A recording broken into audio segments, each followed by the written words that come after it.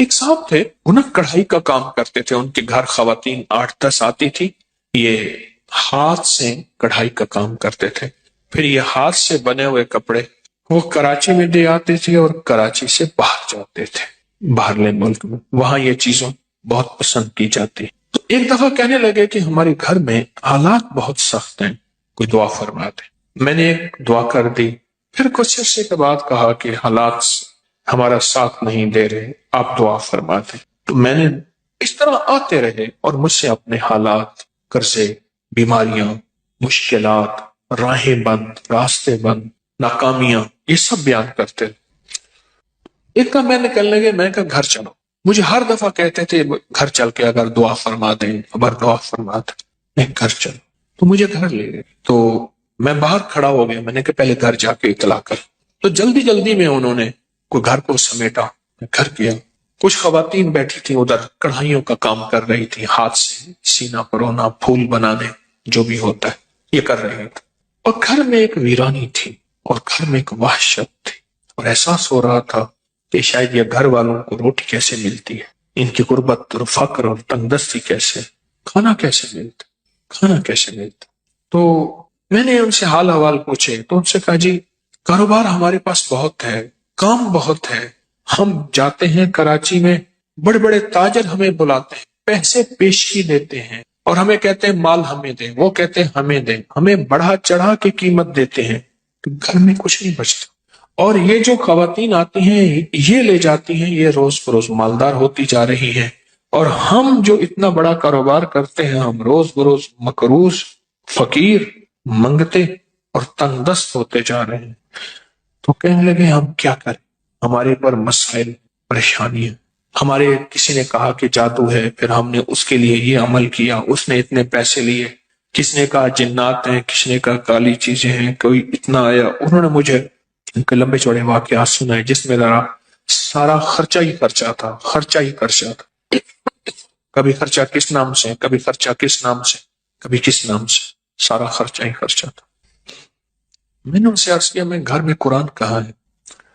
کہنے لگا پڑھا، میں کہ وہیں لے جاؤں، میں کہنے لے آؤں، میں کہنا مجھے لے چل۔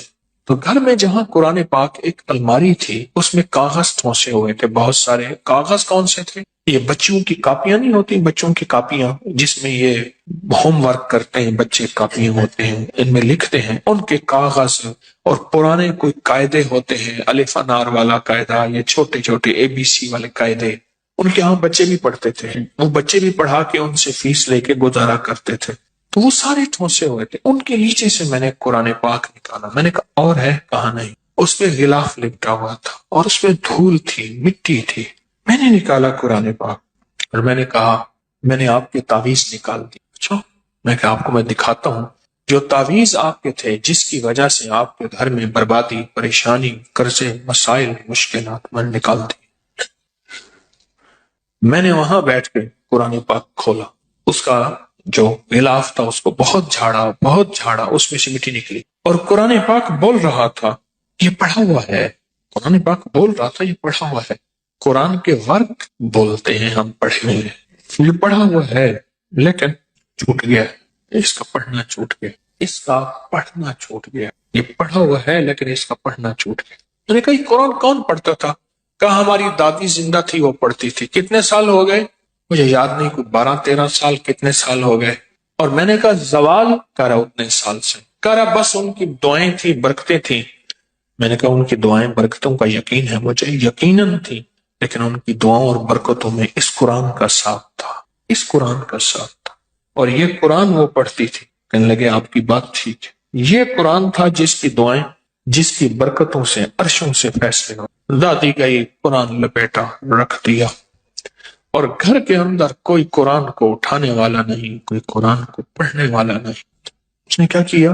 اس نے قرآن پڑھنا شروع کر دیا، ان سب نے پڑھنا شروع کر دیا۔ کچھ عرصے کے بعد مجھ سے کہنے لگے ہمارے حالات بہتر ہو رہے ہیں، حالات بہتر ہو رہے ہیں۔ پھر ان کا کاروبار اتنا بڑھا کہ خود جا کے کراچی بیٹھ گئے، یہاں سے مال بنتا تھا اور مال بنا کے کراچی میں خود وہ لیتے تھے اور خود باہر بھیجنا شروع ہو گئے۔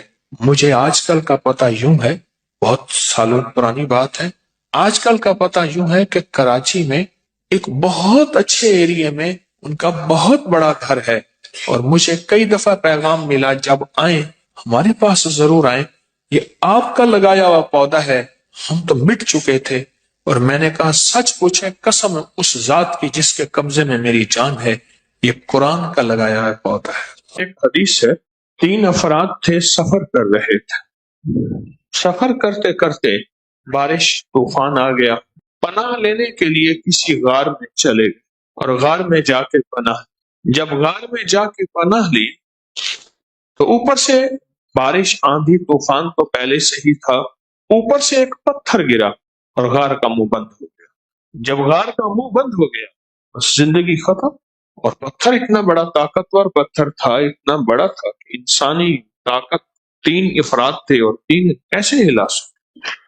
سوچ سوچ کے ہر بندے نے اپنے عمل کا اللہ کو وسیلہ دیا اور دعا کی، عمل کا وسیلہ دیا، عمل کا وسیلہ کہ اللہ، ایک بندہ آیا تھا، اس نے مجھ سے میرے ساتھ پاس مزدوری کی، پھر کچھ عرصہ مزدوری کی، چھوڑ کے چلا گیا، اور میں نے پھر اس کی بکری لے لی، اس کے پیسوں کی جو مزدوری چھوڑ کے گیا تھا، پھر ان بکریوں کی جگہ پہ میں نے مولا اس کو جو ہے وہ بکریوں کی، اس کی بکریاں بڑھتی گئیں، بڑے عرصے کے بعد آیا اور آ کے کہنے لگا میری مزدوری دے۔ میں نے کہا یہ بکریاں ساری تیری ہیں۔ نہیں یہ کیا بات ہے، میری مزدوری؟ انہوں نے کہا یہ تیری مزدوری ہے۔ اور اللہ وہ خوش ہو گیا اور حیران ہو گیا اور وہ بکریاں لے کے چلا گیا۔ اگر تیری بارگاہ میں یہ عمل قبول ہے تو آج اس پتھر کو ہٹا دے۔ پتھر تھوڑا سا ہٹ گیا پر اتنا نہ ہٹا انسان اس میں سے نکل سکے۔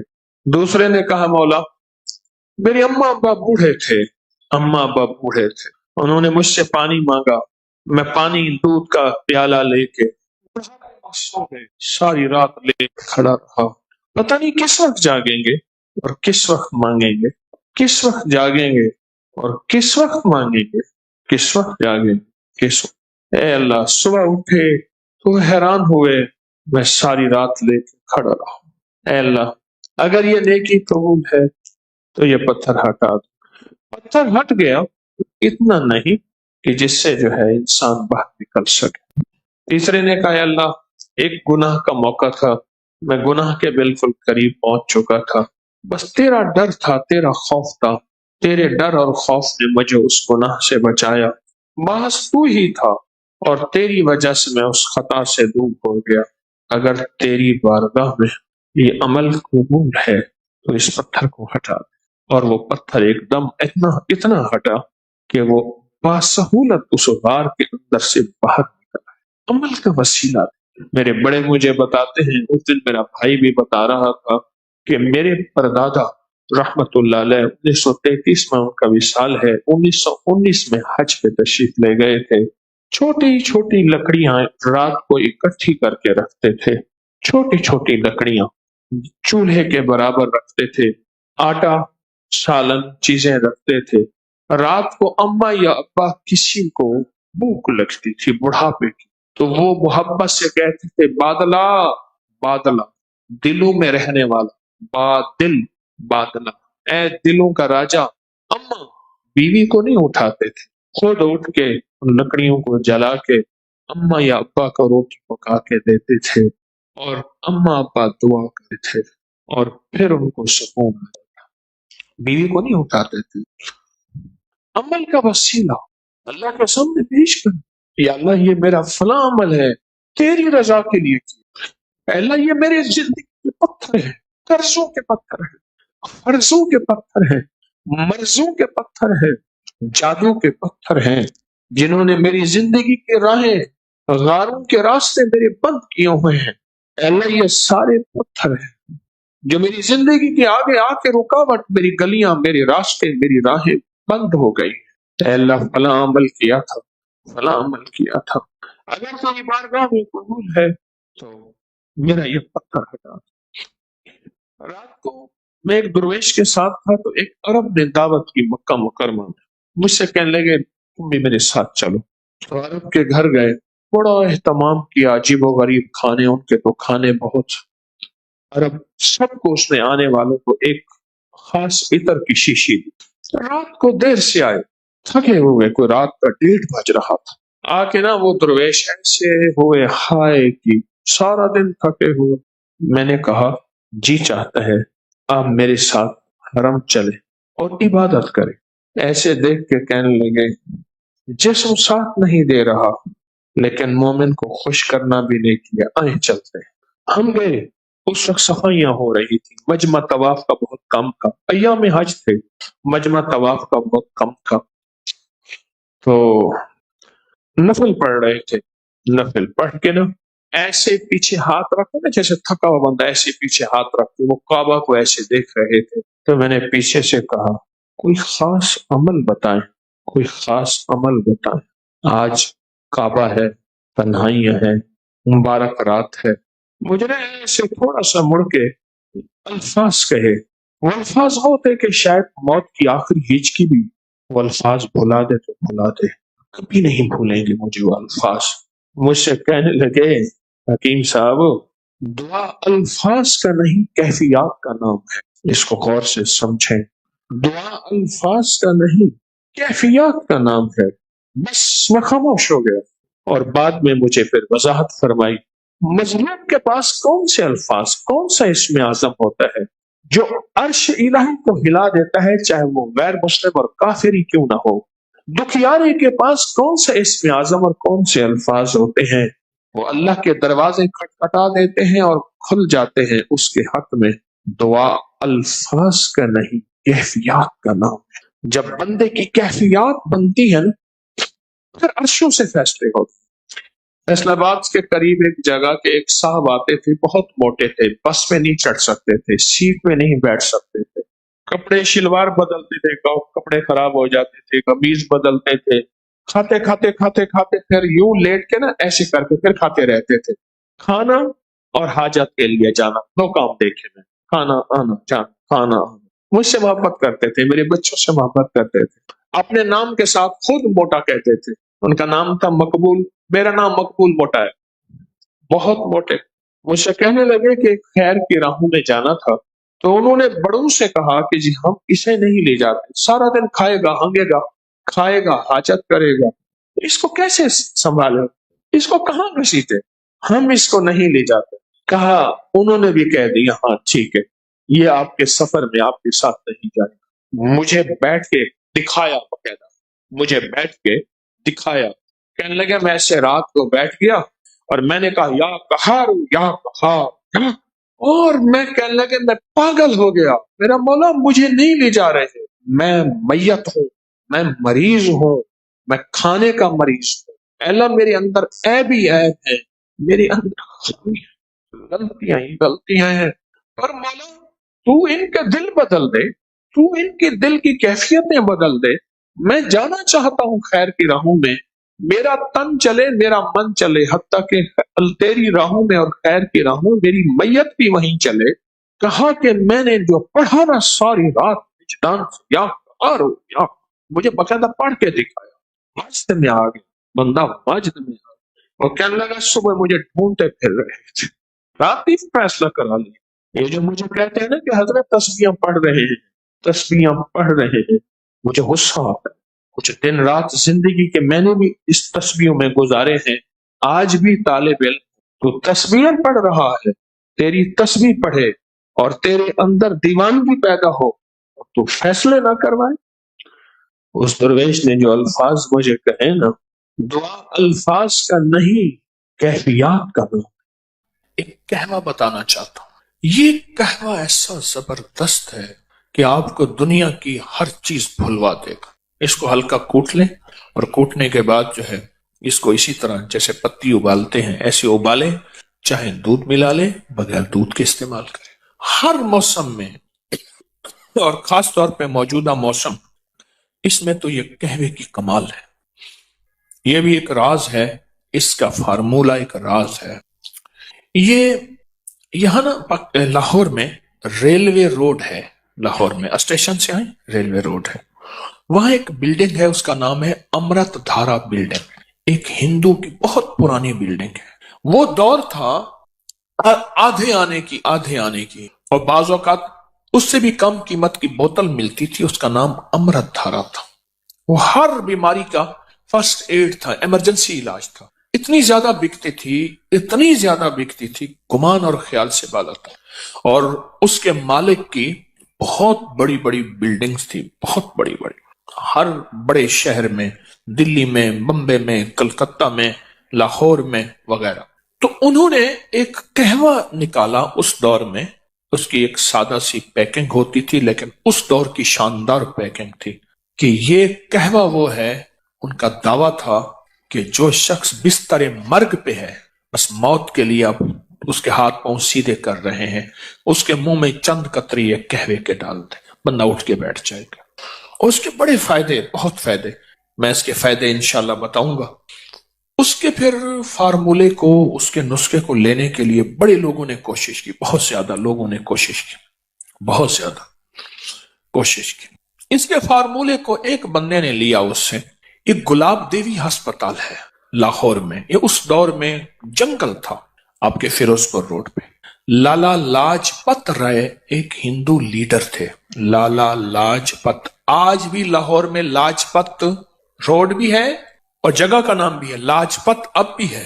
ان کی والدہ کو ٹی بی ہو گئی، اس کا نام تھا گلاب دیوی، والدہ کو۔ اس دور میں ٹی بی بہت عام تھی، تو انہوں نے والدہ کی یاد میں، رئیس تھے جیسے سر گنگا رام بہت رئیس اعظم تھے، انہوں نے دلی میں ہسپتال بھی بنایا، ہمارے یہاں قریب ہے سر گنگا رام کا ہسپتال۔ تو لالا لاجپت رائے نے یہ گلاب دیوی ہسپتال، یہ سارا، تو انہوں نے یہ فارمولا پھر کسی طرح سے اس ہندو تاجر سے لیا، اور پھر عام ہوتے ہوتے کسی طرح ایک صاحب کو ملا، اس سے پھر مجھے ملا، ایک لمبی کہانی ہے، پھر میں نے فیصلہ کیا کہ اس کو عام کر دینا۔ تو یہ کئی سالوں سے اس کو میں نے عام کیا۔ یہ مجھے جہاں تک یاد ہے، میں نے اس کو جو عام کیا تھا وہ غالباً 1988 میں، کیونکہ مجھے 1988 میں اس کی تحریر کا ریکارڈ غالباً مل جائے گا کہ میں نے لکھا تھا۔ 88 کو کتنے سال ہو گئے؟ 36 سال ہو گئے۔ تو یہ 36 سال سے تو میرے تجربات میں آ رہا، اگر میرا حافظہ ٹھیک کام کر رہا تو میں بھول نہیں رہا، تو 1988 میں نے اس کو لکھا تھا، اس کے فائدے، اس کے تجربے، اس کی بہت زیادہ، ہاں کتاب میں بھی ہے یہ۔ تو میں چاہ رہا ہوں یہ نیٹ پہ ڈال دیں، اللہ کی مخلوق کو فائدہ ہوگا۔ یہ دونوں ورقے ہی ڈال دیں، سارے یہ ڈال دیں اسی قہوے کے نام سے۔ تو یہ میں چاہتا ہوں کہ اسے اپنے دسترخوان کی زینت بنائیں۔ اس کے فائدے بتانا شروع ہو گیا نا تو پھر آپ مجھے قہوہ بنا لیں گے۔ ہمارے ایک بزرگ تھے، میں ایک دفعہ گیا نا تو میں ان سے محبت کرتا تھا، 96 سال کی عمر میں فوت ہو، حکیم آ رہا ہو، پیر، مجھے ہٹاؤ، مجھے گھول کے کھا جائے گا، مجھے گھول کے کھا جائے گا، ایسی بولتے تھے، اللہ والے تھے۔ یہ بہت عجب قہوہ ہے، بہت عجب قہوہ ہے، اور لاکھوں لوگوں نے اس کو استعمال کیا، اور اس دور میں لاکھوں روپے اس بندے نے کمائے، اور اس دور کے لاکھوں، آج سے 100 سال پہلے سے زیادہ کے لاکھوں کا لاکھ آج کے کروڑ نہیں ہے، ارب بھی شاید نہ ہو، نہیں ارب بھی نہیں ہے، شاید ارب سے بھی زیادہ ہو۔ یہ وہ چیز ہے، وہ چیز ہے۔ الحضرت رحمت اللہ علیہ، مولانا احمد رضا بریلوی صاحب رحمت اللہ علیہ نے یوں تو نہیں کہا کہ مصطفیٰ جان رحمت پہ لاکھوں سلام۔ اس وقت تھا ہی لاکھ، 9 لکھا ہار، 9 لکھا بازار، لکھ، ہاں دعا ہوتی تھی، لکھ تھیں تے ہزار تھیں، لکھ ہو جائے تو یہ دعا ہوتی تھی۔ یہ قہوہ بہت فائدہ مند ہے۔ غلطی کی میں نے اس کو چھپوا کے نا آپ کو اس کو کاغذ دے دینا تھا، چلو اس میں نیٹ میں ڈال دیں گے، اب اس میں دیکھ لیں گے آپ، اس کی پوسٹ اس کو ڈال دیں، ڈال کے نا تو ہر بندے کو یہ ابکری کی اس سے فائدہ ہو جائے گا۔ بادیاں خطائی 100 گرام، لونگ 20 گرام، دارچینی 20 گرام، بڑی الائچی چھلکا سمیت 20 گرام، چھوٹی الائچی چھلکا سمیت 50 گرام باریک پیس لیں، اور چوتھائی چمچ چھوٹی 1.5 کپ پانی میں ابالیں، 1 کپ رہ جائے، میٹھا ڈالیں، شہد، جو بھی، اس کو چسکی چسکی پئیں، بہت خوش رنگ بھی ہے، خوش ذائقہ بھی ہے، اور فائدے تو پھر آپ پوچھیں نا، پھر اس کے فائدے کہ اس دور میں یہ اس کے فائدوں میں لکھا ہوا تھا کہ جس کے ہاتھ پاؤں جوڑ لیے ہوں اور بندہ بس الوداع، اس کے منہ میں اس کے چند قطرے ڈال دیں. یہ اس کے فائدوں میں، اور بھی اس کے بہت فائدے ہیں. کوشش یہی ہے کہ کوئی اچھی چیز ہو جس سے انسانیت کو نفع پہنچے، وہ چیزیں اکٹھی کر کر کے آپ کی خدمت میں پیش کرتا ہوں جس سے انسانیت کو نفع پہنچے. وہ روحانی تحفے ہیں یا طبی تحفے ہیں، کوئی بھی چیز ہے جس سے انسانیت کو نفع پہنچے، اللہ میرے جذبوں کو سچا کر دے. یہ میں نے پرانا آرٹیکل لکھا تھا، اس کا نام تھا شیرازی قہوہ، بہت پرانا. اس کے بڑے عجیب فائدے ہیں، بہت عجب فائدے ہیں. بادیاں خطائی 100 گرام، لونگ 20 گرام، دار چینی 20 گرام، بڑی الائچی چھلکا سمیت 20 گرام، چھوٹی الائچی چھلکا سمیت 50 گرام. آج آپ کو ایک ایسا ٹوٹکا اور بہت انوکھا ٹوٹکا بتاتا ہوں. یقین جانیے، میں نہیں کہتا کہیں نہیں سوچا ہوگا، کہیں نہیں پڑھا ہوگا، کہیں نہیں سنا ہوگا، لیکن شاید آپ کو یہ بات بہت کم ملی ہو. دیکھیے، ہمارے جسم میں ہاتھ کی کتنی حیثیت ہے، اور پھر ہاتھ میں انگوٹھی کی کتنی طاقت ہے. یہ ان لوگوں سے پوچھیں جن کو حادثاتی طور پہ ان کے انگوٹھے کٹ جاتے ہیں. پہلے بطور سزا نواب، بادشاہ، راجے، مہاراجے یا پرانی تاریخ میں بطور سزا انگوٹھا کاٹ دیا جاتا تھا، اور جس کا انگوٹھا کٹ جاتا ہے اس کا آدھا ہاتھ معذور ہو جاتا ہے، اس کا جسم معذور ہو جاتا ہے. 4 انگلیوں کی طاقت ایک طرف، ایک انگوٹھی کی قوت ایک طرف، ایک انگوٹھی کی قوت ایک طرف. اور آپ دیکھیں کہ انگوٹھا ہی لگایا جاتا ہے، انگلی نہیں لگائی جاتی اسٹامپ پہ، اسٹیمپ پہ، نشانی کے طور پر. اس انگوٹھے کا ہمارے جسم کے ساتھ بہت زیادہ گہرا تعلق ہے. جہاں یہ ہاتھ کی قوت ہے، جہاں یہ جسم کی طاقت ہے، جہاں یہ اعصاب کی قوت ہے، وہاں اس کا اگر ہمیں اس مشین کے اندر کے پرزوں کی سمجھ آ جائے. میں انگوٹھے کو ایک مشین کہتا ہوں. اگر اس کے پرزوں کی سمجھ آ جائے تو بڑی بڑی بیماریاں، بڑی بڑی تکلیفیں ہم سے دور ہو سکتی ہیں. آئیں آج ہم اس انگوٹھے کو کچھ راز کھولتے ہیں، اور ایسے ایسے راز جو بہت پوشیدہ ہے. ہماری طب کی کتابوں میں، ہماری ہندی طب کی کتابوں میں، یونانی کتابوں میں، پرانی ہزاروں سالوں تاریخوں میں اس انگوٹھے کے راز چھپے ہوئے ہیں. میں چند راز آپ کو اس انگوٹھے کے بتاتا ہوں. کبھی بھی اگر آپ کا گلا خراب ہے، آواز بند ہے، ٹانسز ہو گئے ہیں، اور ڈاکٹر کہتے ہیں اس کا آپریشن لازم ہے، آپریشن ضروری ہے، یا یہ ہے کہ اتنے کہ پیپ آ رہی ہے اور گلا بالکل آپ کا سوجا ہوا ہے، اس میں ورم ہے، یہ ایک فائدہ. اب ایسا کریں کہ اس انگوٹھے کو زیتون کا تیل لگا لیں، اور اگر آپ کے پاس کلونجی کا تیل ہے تو بہت ہی بہتر ہے. اس کی مالش کریں. یہ دیکھیں، ایسے مالش کریں، ایسے مالش کریں، اور خوب مالش کریں. اتنا مالش کریں، اتنی کریں کہ آپ کا انگوٹھا اتنا گرم ہو جائے، تیل کے ساتھ اتنا گرم ہو جائے کہ آپ کا ایک ہاتھ دوسرے ہاتھ کو برداشت نہ کرے. ہلکی ہلکی ہلکی ہلکی مالش کرتے رہیں. اب دیکھیں، میں نے چند لمحے مالش کی ہے تو میرا انگوٹھا بالکل گرم ہو گیا، بہت گرم ہو گیا. اس کے بعد اس پہ کوئی پٹی باندھ دیجیے. ایک ٹوٹکا تو یہ ہے. ایک ٹوٹکا یہ ہے کہ آپ صرف انگوٹھے کو ایسے گرم کریں، اور گرم کرتے کرتے آپ سرجیکل ٹیپ لے لیں یا کاغذ کی ٹیپ لے لیں، اس کو تھوڑا سا چپکائیں گے تو کلونجی کے دانے اس پہ چپک جائیں گے. آپ کلونجی کے دانے اوپر باندھ لیں. مجھے یاد ہے کہ میں یہاں جا رہا تھا، سیالکوٹ کی نئی موٹر وے بنی ہے سیالکوٹ جانے کے لیے. میں گزر رہا تھا تو میں نے ایک صاحب سے راستہ پوچھا گاڑی میں. ایک صاحب دیکھ کے مجھے کہنے لگے، آپ اکری والے ہیں؟ ہاں. کہا، آپ کا ایک ٹوٹکا چھپا تھا کہ اگر بائیں ہاتھ کی انگوٹھی کی مالش کریں اور اس کے اوپر کلونجی کے دانے رات کو باندھ دیں، ٹیپ کی شکل میں باندھ کے سو جائیں تو اس کا گلا ٹھیک ہو جاتا ہے. اور میرے بیٹے کا گلا کا مسئلہ تھا، اس کے ٹانسز میں پیپ پڑ گئی تھی، پس پڑ گئی تھی، اور اس کے لیے آپریشن فوری ضروری تھا، اور اس کا دماغ، آنکھیں، نظر، اعصاب کمزور تھے. میں نے اس کے لیے یہی کچھ کیا اور بہت زیادہ اس کو گرم کر کے رات کو کاغذ کی ٹیپ باندھ کے کلونجی اس کے انگوٹھے پہ باندھ کے کہا چند دن میں میرا بیٹا ٹھیک ہو گیا. مجھے اتنی دعائیں دے رہا تھا اور بار بار کہنے لگا میرا گھر قریب ہے، چلیں کھائیں پیئیں. میں تو سفر میں ہوں، میں نہیں جا سکتا. لیکن اس کا جی تھا کہ آپ نے مجھے اتنے بڑے آپریشن سے بچایا اور اتنے بڑے حادثے سے بچایا. اور آپ میرے کتنے جو ہے محسن ہیں. چھوٹا سا ٹوٹکا ہے. میں نے آپ کو دونوں ٹوٹکوں کے آسان ترکیبیں بتائی ہیں. ایک ترکیب پھر سن لیجئے. کلونجی کا تیل ہے یا زیتون کا تیل ہے، اس کی خوب مالش کیجیے، خوب مالش کیجیے. اتنا مالش کریں، اتنا کریں کہ یہ بالکل گرم نہ ہو، گرما گرم ہو جائے. اس کے بعد اس پہ پٹی باندھ دیجئے تاکہ ٹھنڈا نہ ہو. آپ صبح اٹھ کے معمول کے مطابق ہاتھ دھو لیں. اب چند دنوں کے بعد اس بائیں ہاتھ کے انگوٹھے کی مالش کا آپ کمال دیکھیں گے. یہ گردن سے اوپر، بس یہاں.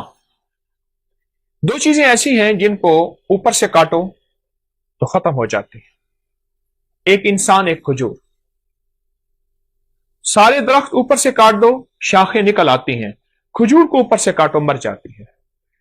انسان کو جہاں سے کاٹو نہیں مرتا، اوپر سے کاٹ دو انسان مر جاتا ہے.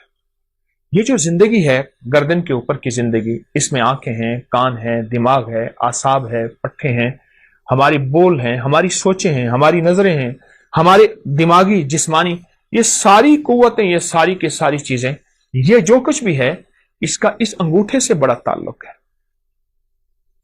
ہماری پوری دنیا میں اس وقت ہاتھ کو دبانے اور جسم کی مالش کرنے اور جسم کے پوائنٹ کو دبا کے، مختلف حصوں کو دبا کے اس کا علاج یا رواج بڑھ رہا ہے. کوئی اس کو کیا نام دیتا ہے، کوئی اس کو ریفلیکسالوجی دیتا ہے، کوئی کیا. یہ بہت نظام بڑھ رہا ہے اور اس کے بہت زیادہ فوائد ہیں. اور یہ آج کا نہیں ہے، یہ صدیوں پرانے، ہزاروں سال پرانے یہ راز بھی ہیں اور علاج بھی ہیں جو انسانوں نے چھوڑ دیے.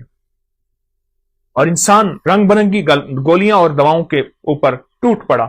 دو چیزوں پہ ٹوٹ پڑا، رنگ برنگے کھانے اور رنگ برنگی گولیاں اور دوائیں. ادھر کھانے کھاتا ہے، پھر گولیاں کھاتا ہے. اس لیے اکثر میں نے دیکھا ہے کہ رنگ برنگے کھانے اور رنگ برنگی گولیوں کی دواؤں کی دکانیں سونوں قریب قریب ہوتی ہیں. آپ اس انگوٹھے کے راز کو سمجھیں.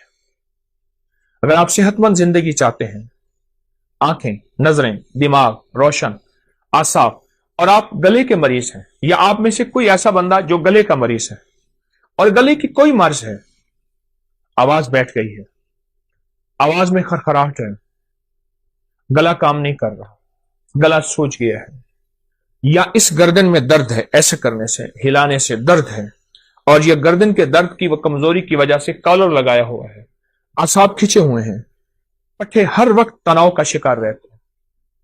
آپ چند دن میری تھوڑی سی بات مان لیجیے.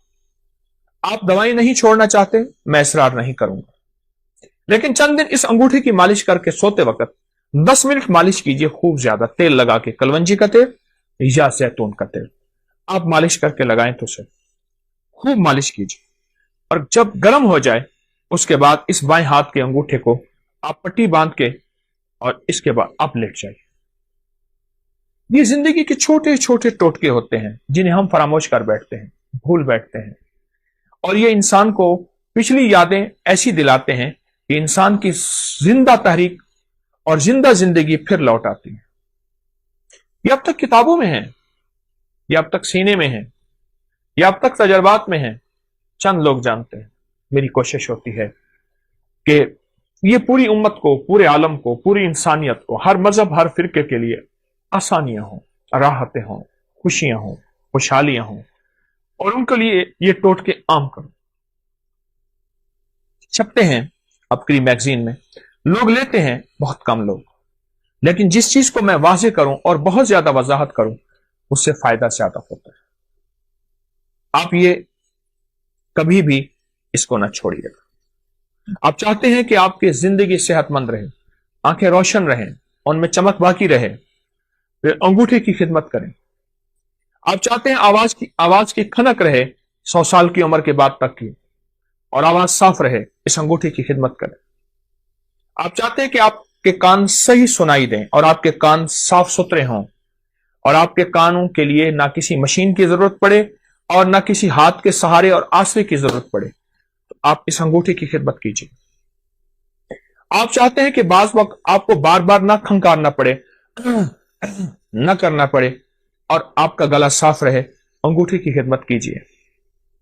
اگر آپ اس کی 10 منٹ خدمت کر لیں اور آپ کا جسم صحت اور تندرستی بحال رہے आसाब मजबूत रहें, तबीयतें निशात और बिल्कुल चुस्त रहें, कौन सा घाटा है?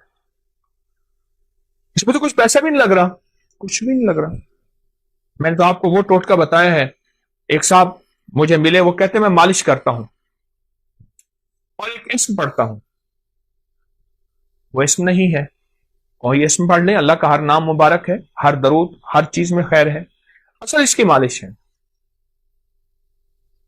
इस वक्त ये जो हमारा जिस्म है ना, जिस्म का ऊपर का हिस्सा, सबसे ज्यादा आलूदगी से मुतासर यही होता है। वो तापकारी के असरात हैं, वो गाड़ियों का धुआं है, वो धूल है, वो फैक्ट्रियों का धुआं है। हमारी फजाओं में ताबकारी बहुत ज्यादा है, आलूदगी बहुत ज्यादा है। मैं आपको आलूदगी का एक टोटका देता हूं। ये मेरे पास सफेद टिश्यू पड़ा हुआ है, टिश्यू है।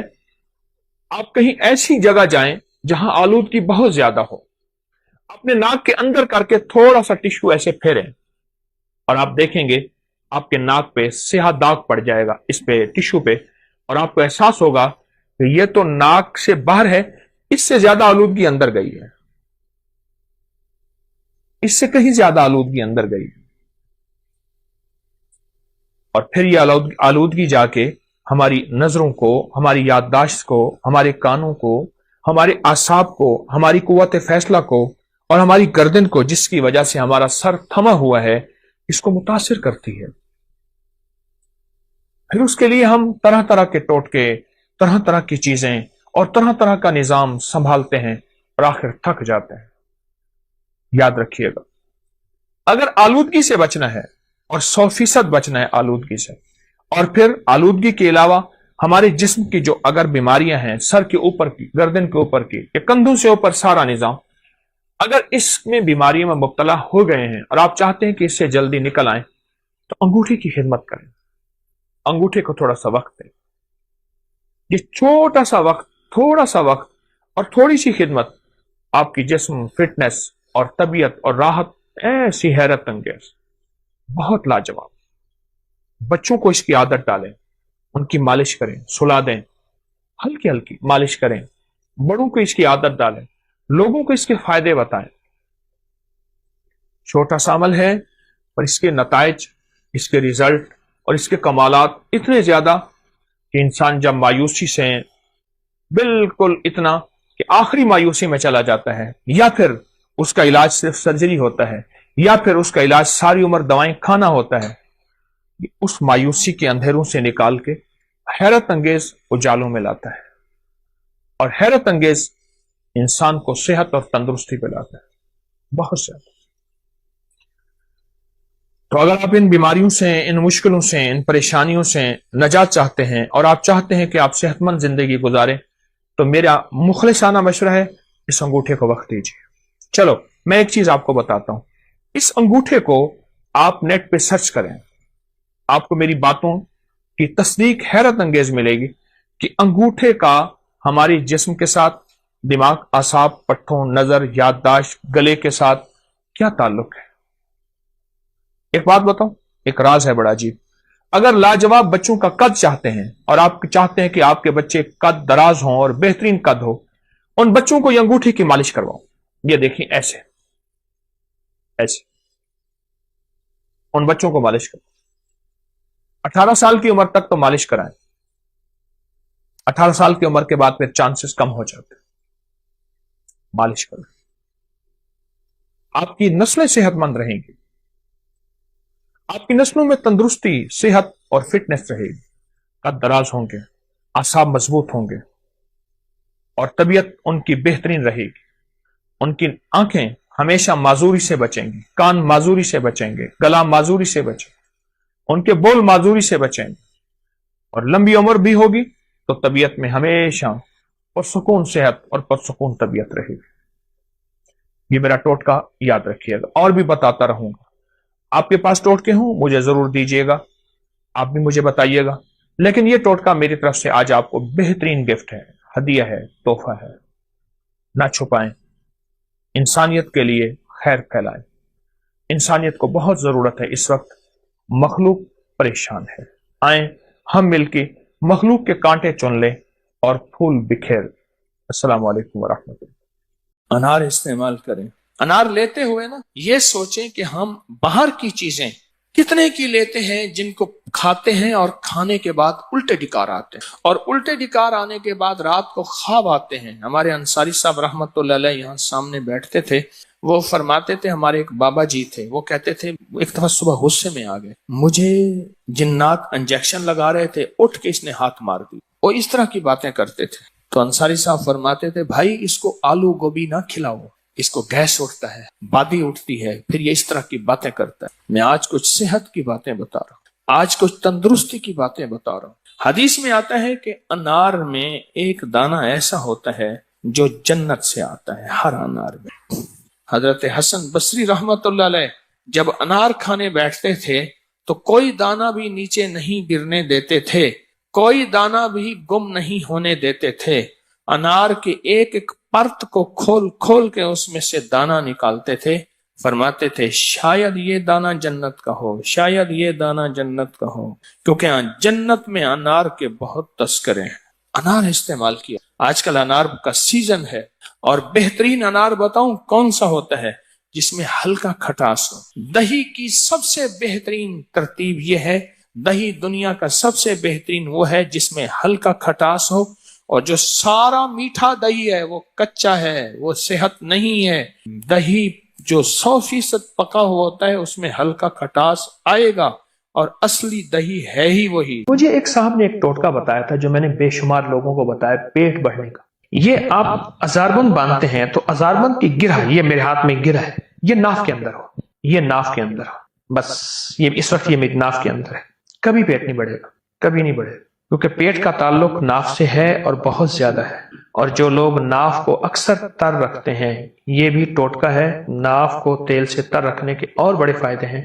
ایک فائدہ یہ بھی ہے کہ پیٹ نہیں بڑھنے دیتا، ناف کو تیل سے تر رکھے، بہترین زندگی، صحت مند زندگی۔ چھوٹی چھوٹی چیزیں بتا رہا ہوں آپ کو، اور میں آپ کو ایسی چیزیں بتا رہا ہوں جس میں آپ کی زندگی میں مشکلات مسائل نہیں ہیں، الجھنے نہیں، آپ کی زندگی بالکل صحت مند زندگی، بہت صحت مند زندگی۔ یہ چھوٹے سے ٹوٹکے ہیں۔ ایک قہوہ بتانا چاہوں گا جس میں چاہوں گا کہ آپ وہ اپنی قہوہ اپنی دسترخوان کی زینت بنائیں، اور وہ قہوہ میں چاہوں گا کہ آپ ضرور استعمال کریں۔ اس کے میں نے بہت فائدے دیکھے ہیں، چند فائدے بتاتا بھی ہوں، قہوے کی ترکیب بھی بتاتا ہوں، اور چند فائدے بھی اس کے بتاتا ہوں۔ اب یہ قہوہ آپ کھانے سے پہلے، کھانے کے درمیان، کھانے کے بعد، اس کا تعلق ایسے کھانے سے نہیں ہے۔ دن میں 2-3 دفعہ یہ قہوہ پی لیں، چسکی چسکی چسکی چسکی، گھونٹ گھونٹ نہیں، آپ یہ قہوہ گھونٹ گھونٹ نہیں، چسکی چسکی یہ قہوہ پی۔ جب یہ قہوہ پیئیں گے آپ، کچھ ہی دنوں کے بعد آپ کے جسم میں ایک تبدیلی ہے، اور اس قہوے سے جو بیماریاں جاتی ہیں وہ بیماریاں ذرا آپ غور سے سنتے چلے جائیں اور سمجھتے چلے جائیں، اس بیماریوں میں آپ توجہ کرتے چلے جائیں۔ موٹاپے کا تو دشمن ہے یہ قہوہ، کولیسٹرول کا،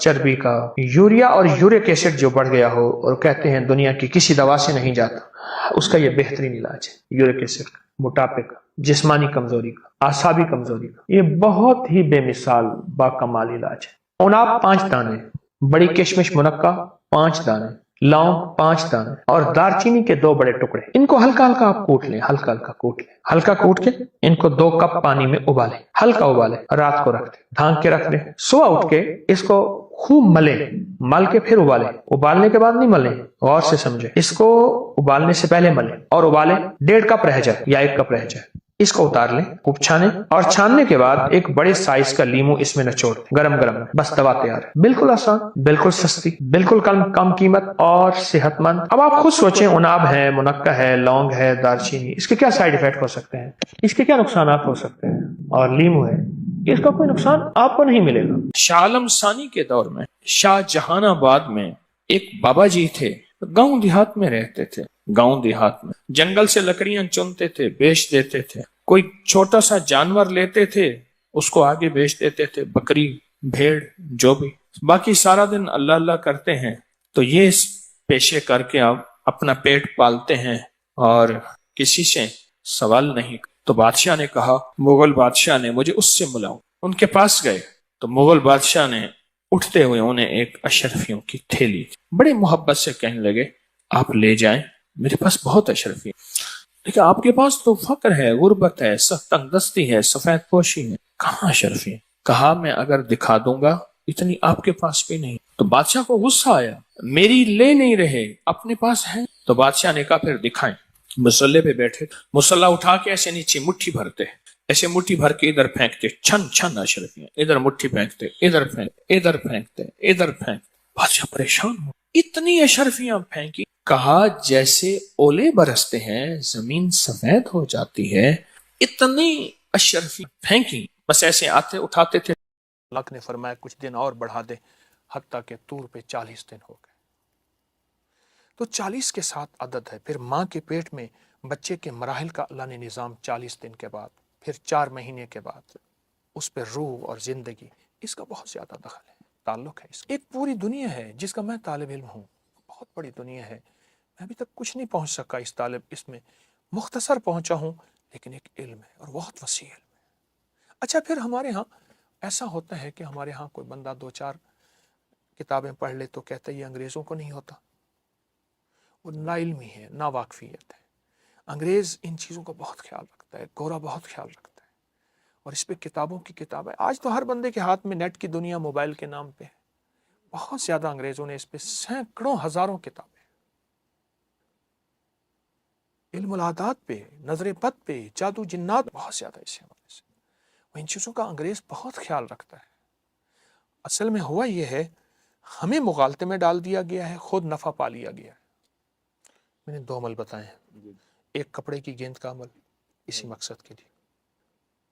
میں آپ نے لفظ بندش ہے نا, وہ بندش شادی کی ہو, وہ رزق کی ہو, وہ صحت کی, لفظ بندش ہے, اس کے رخ ہیں. وہ رشتوں کی طرف کر دیے جائے, ٹھیک, وہ رزق کی طرف کر دیا جائے, وہ صحت کی طرف, چیز ایک ہے. دیکھیے وہی ریوالور ہے, وہ جس کی طرف کر دیے جائے گولی وہیں جائے گی, ٹھیک ہے. یہ جو اور دوسرا جو انہم یکیدون کید, یہ سورۃ والسماء والطارق, سورۃ طارق کی آیات میں نے بتائی ہیں, یہ بہت زبردست ہے. اچھا اس میں جتنی بندش سخت معلوم ہو. اچھا ایک چیز آپ نے ابھی بیان کی کہ یہ کیسے پتہ چلے کہ یہ بندش ہے, اور بعض اوقات ہمیں بندش ہوتی بھی نہیں, ہم کہتے ہیں جادو ہی جادو ہے. آپ یہ آیت مبارکہ وہ ہیں جو جادو نہیں بھی ہے نا, یہ نظر بد کا کاٹ ہے, یہ آیت یہ جادو کا کاٹ ہے, یہ بندش کی کاٹ ہے, یہ بیماریوں کی کاٹ ہے, جیسے میں نے عرض کیا نا, بھیڑ, سانپ وغیرہ. یہ آیت مبارکہ بہت زیادہ پڑھیں. جب دیکھیں کہ معاملہ بہت سنجیدہ ہے تو پھر ہر نماز کے بعد 25 بار پڑھیں, اور بہت ڈوب کے پڑھیں, توجہ سے پڑھیں. ایک میں چیز عرض کروں, آپ نے شادیوں کے بندش کی بات کی تھی, ابھی شادیوں رکاوٹ بندش, سورۃ الاحزاب سبز کاغذ پہ لکھیں. یہ شیٹ مل جاتی ہیں سب, سبز کاغذ پہ لکھیں سورۃ احزاب, زیر زبر نہ دیں, کوئی حرج نہیں. سبز کاغذ پہ لکھ کے اسے کسی اس خاتون کے, مرد کے جس کی شادی, اس کے کپڑے میں لپیٹ کے کسی الماری میں, کسی باکس میں, اس کے سرہانے کہیں رکھتے ہیں. سورۃ الاحزاب یہ شادیوں کے لیے بہت آزمودہ ہے. لکھ کے رکھتے ہیں, نیچے اس کا نام, اس کی والدہ کا نام. ایک عمل یہ ہے سبز. دوسرا عمل یہ ہے کہ جس کی شادی نہ ہو رہی ہو, جس کی شادی, اس کا نام سامنے رکھ کے لکھیں. ہر حرف کو دیکھتے ہوئے صرف ایک تسبیح پڑھنی ہے, یا فتاح, یا فتاح. یہ اول آخر 3 بار درود شریف. جتنے نام کے حروف ہیں پہلے سے ان کو جدا کر لیجئے, جدا کر نام لکھ لیے, جدا رکھ کے ہر حرف پہ نظر ڈالتے ہوئے ایک تسبیح صرف یا فتاح ہوگی. کمال چیز ہے. حتیٰ کہ یہاں تک کہ جو بندہ کہتا ہے میری زندگی میں محرومیاں ہیں اور راستے بند ہیں, گلیاں بند ہیں, میری زندگی بس ایسے جکڑی ہوئی ہے, وہ اپنے نام کو خود لکھے علیحدہ حروف میں, اور اپنے نام کی ایک تسبیح پڑھے, اور اس کا نام پہ نظر رکھ کے, توجہ کر کے, چند دن چند ہفتے یہ عمل کرے, کمال دیکھ. یا فتاح, کھلی زندگی میں شاہراہیں کھل جاتی ہیں, راستے کھل جاتی ہیں, روشنی کے راستے, کہکشاؤں کے راستے, رنگ و دنیا کے راستے, اور حسن و جمال کے راستے, رزق و دولت کے راستے, عزت و شہرت کے راستے. لفظ لطیف کا عدد, لفظ لطیف, اللہ لطیف بعبادہ, قرآن میں لطیف آیا ہے, اللہ کا نام, یا لطیف. لطیف کے جو عدد ہیں وہ 129 ہیں. اور مولا یہ تیری عطا ہے, بس تیرا لطف و کرم ہے. جو میرے پاس اگر کوئی سواری ہے, کوئی چھکڑا ہے, کوئی جیپ ہے, یہ تیرا کرم ہے, یہ تیرے ہی دم سے ہے رونقیں, تیری جان جان جہان ہے. وہ کمال حسن حضور ہے کہ گمان نقص جہاں نہیں، وہ یہ پھول خار سے دور ہے، وہ یہ شمع ہے کہ دھواں نہیں۔ یہ تیرا کرم ہے، تیری کرم اور عطا کے فیصلے ہیں، یہ میری کوششیں نہیں ہیں۔ کتنے ایسے تھے جو ہڈ بال دیے، ختم ہو گئے، اپنی ہڈیاں جلا دیں، کچھ نہ حاصل ہوا، جو ملا تیری نعمت، تیری رحمت سے ملا۔ سورۃ کوثر اصل میں اس وقت نازل ہوئی تھی جب مشرکین مکہ نے میرے آقا کو تانا دیا تھا۔ یہ اللہ پاک نے اپنے حبیب صلی اللہ تعالی علیہ وسلم کی تسلی کے لیے بھیجی تھی۔ اور سورۃ کوثر کا میں صرف پہلا حصہ اور آخری حصے کی وضاحت کروں گا۔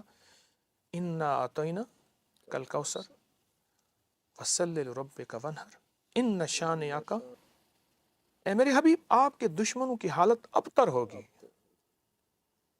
ناکام، ختم ہو جائیں گے، اور ہم نے آپ کو کوثر عطا کیا۔ اچھا، روایات میں آتا ہے کہ جو بندہ کوثر پی لے گا، کوثر کا پیالہ، اس کو پھر پیاس نہیں لگے گی، ورنہ بہت ایسی پیاس لگے کہ سمندر پی جائے گا، پیاس ختم نہیں ہوگی قیامت کے دن۔ ٹھیک، روایات میں ایک عجیب بات آئی ہے، لطف و کرم ہے، محدثین نے لکھا ہے کہ یہ کوثر صرف جنت کے لیے نہیں ہے، اس دنیا میں بھی وہ کلمہ پڑھنے والوں کے لیے کوثر کی عطائیں موجود، اور کوثر کے لطف و کرم موجود ہیں، اور کوثر کے نفع اور فائدے اور فضائل اور کمالات موجود۔ 129 بار سورۃ کوثر، 129 دن۔ بہت توجہ سے میں ہر عمل کے لیے عرض کرتا ہوں کہ توجہ ضروری، دھیان ضروری، اور عمل کے اوپر دیکھیں، میں ایک لفظ کہہ رہا ہوں، اس عمل کو سامنے رکھیے گا، نام اللہ کا تو دھیان بھی اللہ کا۔ اگر نام ادھر ادھر دھیان ہے، حدیث میں آتا ہے اللہ غافل دل کی دعا قبول نہیں کرتا، غافل دل کی دعا